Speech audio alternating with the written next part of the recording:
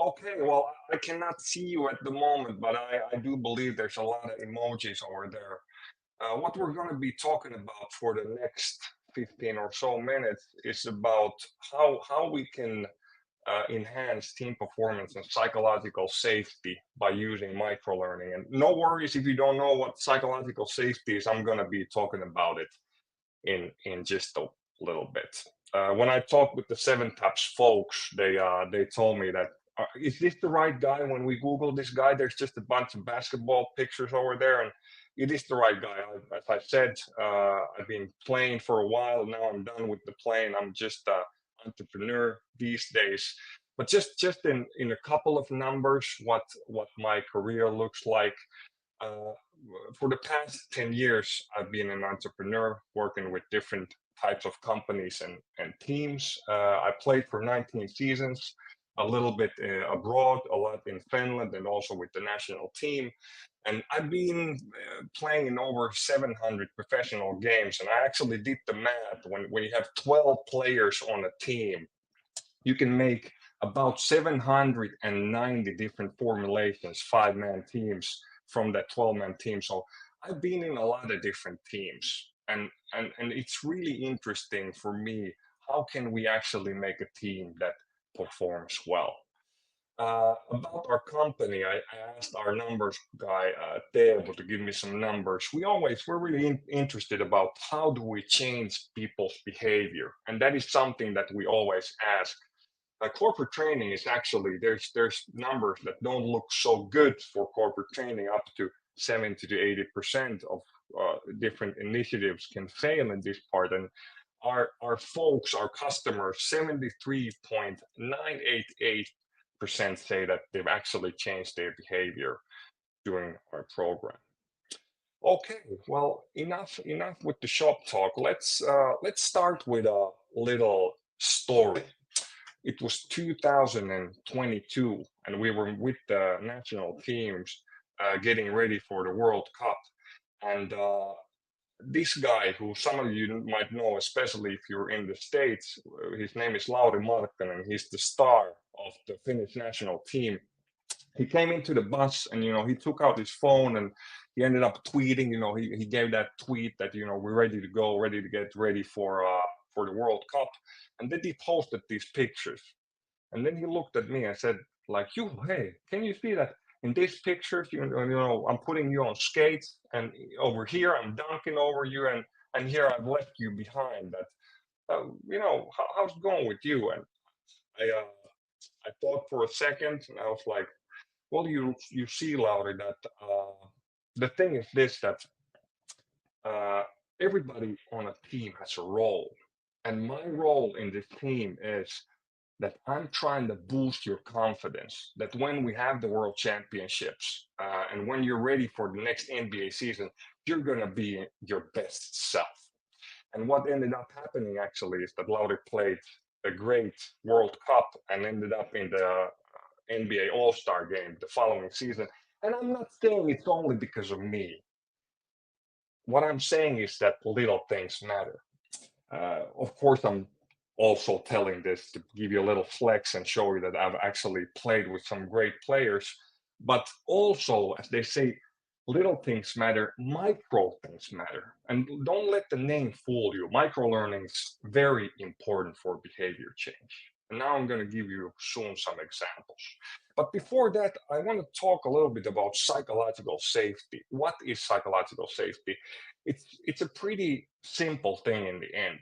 If you think about that you're talking with a friend, and you're talking with a friend about a boss or a colleague or something else in work, uh, think about something like you would be ranting, like, how could this boss or colleague be better?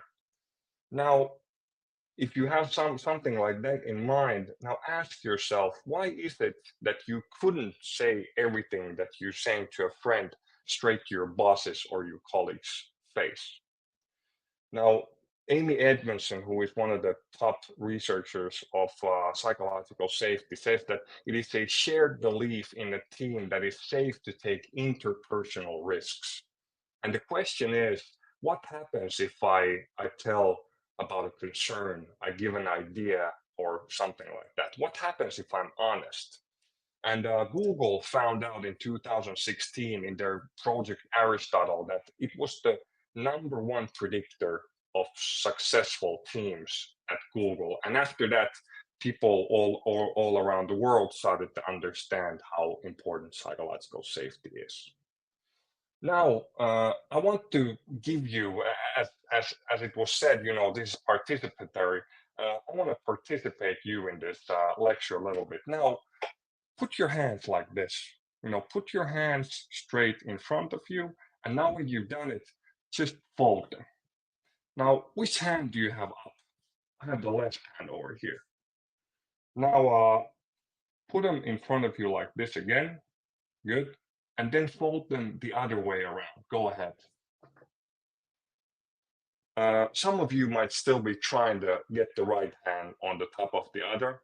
And this actually feels a little bit weird for me because I don't usually fold them like this. And this is what change feels like. We've been doing something for a very long time in a certain way, and then we try to change it, and it's not that easy. And that is what behavior change feels like. And there's this great quote from Ronald Heifetz saying that the single biggest failure of leadership is to treat adaptive challenges like technical problems. Let me just talk about a little bit what is the difference between adaptive challenge and a technical problem. Some years back, I had a hip surgery. And what happened, I felt my hip was really hurting. I went to the doctor. They found out what happened. I went to the surgeon and it was taken care of. Now, this is a technical problem. It's easy to identify quick and easy solutions. It can be solved by an expert, and people are usually pretty receptive to that solution. Now, after the surgery, what happened was that I actually had to learn to walk again in a different way using crutches. I had to do little things to get adapted to like rehabilitate my hip, because if I didn't do it, it would be hard for me to ever play again. And this is an adaptive challenge. It's not that easy. And when we're talking about psychological safety and team performance, it's always both. It's a technical problem and it is an adaptive challenge. Microlearning can actually help us with both of these. Let me tell you now, let's go into the specifics. Let's talk about how we can actually use microlearning to increase psychological safety.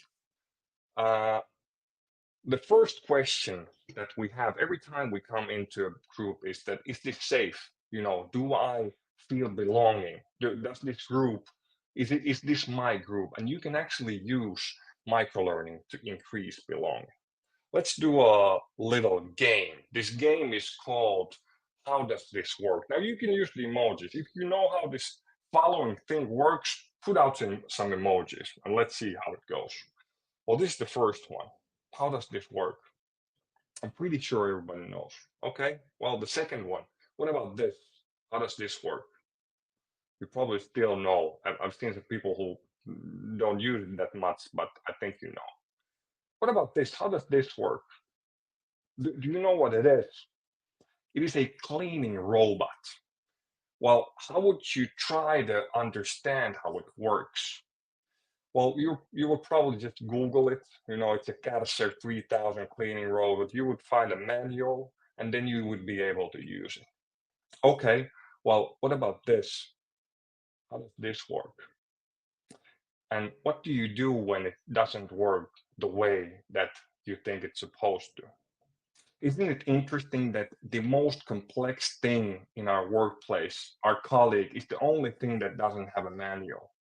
And that is why we have to have a colleague manual.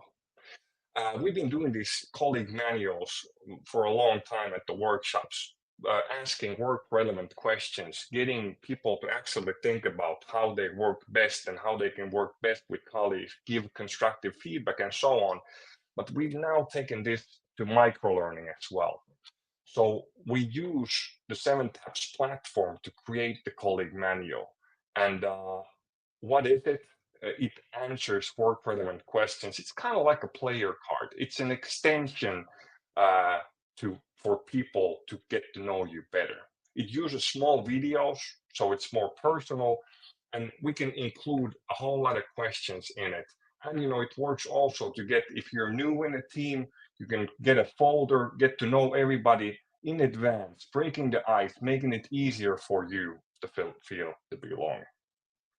Okay, let's go to a second tip, how you can use microlearning. The second one is that we've seen that if you can give practical tools that people can use and test right away, that really increases behavior change. Why is it? Well, it basically works like that you give people a hypothesis at the spot, and microlearning is great for this because it's quick, it's easy, you can just open it up and start testing it right away. We usually do it so that we give the microlearning sessions to teams before a team meeting, so they can start using this stuff right away. Well, first thing, just a couple of examples. Start a meeting with little personal updates, again, to increase connection and facilitate psychological safety. Second one, make room for differing perspectives. If you use words or phrases like, I might be wrong, I'd like to hear another perspective. Again, you increase space for other voices and opinions. And third one, remember to acknowledge each other's contributions. People in team settings, in organizations, they want to feel valued. They want to feel that there's something in their work that people really feel that they're contributing, and this facilitates psychological safety. Okay, then I want to give you the last example before I give you a little giveaway. A couple of years back, I was talking with one friend of mine who used to play in Germany. And in Germany, they have this tradition that every time when you come into a locker room, you shake everybody's hands. Well, in Finland, we really don't have that. We just come in and, we stare at our phones and then we go sit in our spot. And I was wondering what would happen if I took this tradition to Finland. And a couple of years back, I thought, okay, it's the start of the season. What I'm going to do now is that I'm going to shake everybody's hands when I go into the locker room. I didn't know what was going to happen, if people was just going to laugh me out of the locker room. But what happened was interesting.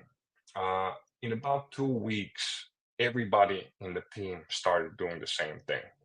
And after about 3 weeks, the American players in our team, they started to dap people up also when they left the room. Well, how does this relate to microlearning?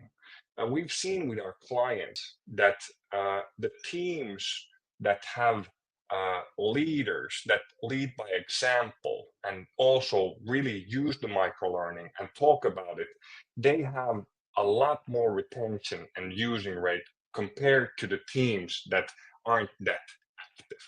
So this is really important. Make sure that if you want behavior change, that the leaders actually do the microlearning and do those changes that you want to happen. Now, if you're interested in the colleague manual, how we use it, or you want to actually try these things for yourself, Elena can put the link into the chat, and you can get over there. And just by leaving your email and name, you will get a free month of microlearning that we use with our clients to facilitate psychological safety and performance enhancement.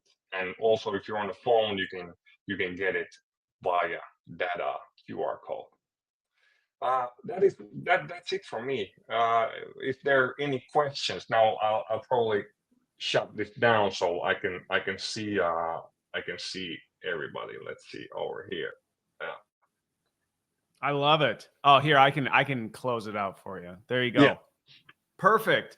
Well, Juho, thank you so much. Everybody, can we get a round of emojis for that one? Not only because I think your presentation was fantastic. One, your timing was impeccable too. So you said you practiced it. You said you practiced it and you delivered. A high performance athlete, I would expect nothing less, but also the topic. I think not only is it great when we learn about, how to better use the technology to enable it, but it's also on a topic that's extremely relevant. And I love the leading by example. I think sometimes we're always waiting for somebody else to do it instead of going, why not be the change you want to see? And I think that's a really important topic, that we're usually talking about leadership as a position, but it is also a way of acting, a way of behaving. So leadership as a behavior is also really important. Yeah. No, it's funny. So when I joined GE, I ran GE's innovation group for a while. And I remember when I joined, this was pre-pandemic. Nobody used speakers they were never on camera. And anytime I would turn my video camera on, people would literally text me or message me and be like, Christopher, we can see you. And I'm like, yeah, I know. That's kind of the point. But going back to it, it's one of those things where at first nobody would do it. But then there kind of became this running reputation that, well, Christopher always is. And if you're in a meeting with him, he's probably going to, he won't call you out, but he creates an environment that you kind of feel comfortable doing it. And so I intentionally didn't shave. I didn't cut my hair. I'd show up sweating, all this stuff. And over time, like you said, a few people would turn their camera on. Over time, more people did. And it was really great. So I love the examples you used. One question that came up that I do want to bring up before we switch over is somebody asked, I'll bring the question on screen. So let's do this. So somebody had brought up the idea of like a player card as a tool for a Scrum team, but they received some feedback that, well, we're creating too much of a competitive environment. So you're an athlete, you're in competition. Competition can be good, but it also can be risky in a work environment. How would you approach that one? Well, competition is as many things with people. It's not simple. I think it's really important in the sports setting, but it depends on what you're doing. If you're in sales, let's say, or something like that, competitions can boost sales and so on. But if you're trying to innovate, and if you're trying to do like hard cognitive labor, that can actually, I can't remember the correct word for it. It can take away from actually trying to achieve the goal. So I'd be careful with how much competition you try to put into the team. It depends on what you're doing. Okay. Yeah, I think, like you said, being thoughtful makes a big difference in how you do it. And I also think, even going back to your topic of psychological safety, is it an environment where people feel safe being competitive? And I mean, how competitive you want to be is kind of like, well, if you're in an environment where maybe nobody knows each other, there are certain companies I've been in where competition might make people feel really uncomfortable. And then there's other ones where it's like, well, people know each other. They know we're doing this all in good fun. And I love that. I love that. All right, let's see. We have a couple minutes, so let me pull up our next one. Let's see. Okay, here we go. So Patricia asked, managing a mixed age group with this type of learning, as you look at, I'm sure the audiences you've got a dynamic group of different folks. What's been your observation on how different age groups and generations handle this type of learning? Well, first of all, as many things, it's about expectation management. So what we tell our clients, we're using microlearning. It's a path. There might be some things that you're familiar with. Then there might be something that's totally new to you. So just give it a chance, and don't let up on it. If the first one is bad, maybe there's something good in the second one. Then the other one that we do a lot is that if you pair people up and use like not an accountability buddy, but kind of like peer coaching, that really increases the involvement. So like having an older person with a younger person and so on, that's something that can help it. Okay. I love it. And I think one of the things I would say is, don't ever make assumptions based on the ages of people. I think that's what I've seen, where it's like this group of Gen Z's this, Gen Alpha's this. It's like they're people. Things that work, and things that don't. And don't just jump into things. I think that's one of the most dangerous assumptions you can make, is that something. Yeah, and that actually, you take any two group of people, there's going to be differences in averages, but you Yes. take any two individuals, you should never make implications by averages, because No. everybody's an individual, so that's something to remember. Okay. Well, perfect. Thank you so much